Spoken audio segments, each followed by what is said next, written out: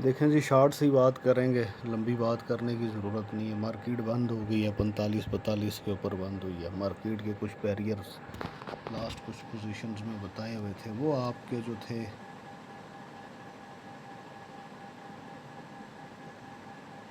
ये आपका breakout level दिया हुआ था 45-34 का एरिया के। मार्केट इसके ऊपर है तो बाय जोन में है, इसके नीचे है तो सेल जोन में है।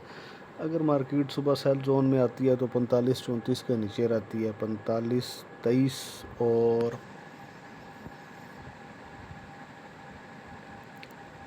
ये 45-23 आ गया और ये 45-28 आ गया। 23 और 28 के ऊपर रहती है और फिर 34 को ब्रेक करती है और मार्केट फिर 34 के ऊपर ट्रेड करती है तो मार्केट अपना नया हाई लगा जाएगी जो आपके पास 4600 प्लस का बनता है। अल्टरनेटिव बात करते हैं। अगर मार्केट आपकी 45-24, 45-23 के नीचे रहती है, 34 को नहीं तोड़ पाती, तो फिर मार्केट आपका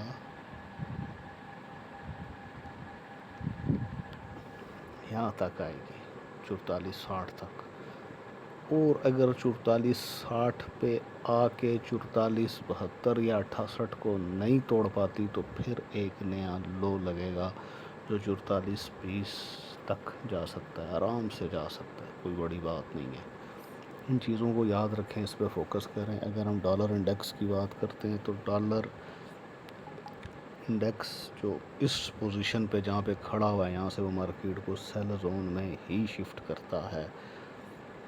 अगर सुबह डॉलर इंडेक्स मज़ीद पंप करता है तो मार्केट सेल जोन में जाएगी और अगर डॉलर इंडेक्स सेल जोन में जाता तो फिर डेफिनेटली मार्केट बाय जोन में जाएगी। लेकिन जो मार्केट की क्लोजिंग हुई है वो बुलिश हुई है, इस चीज़ का ख्याल रखना।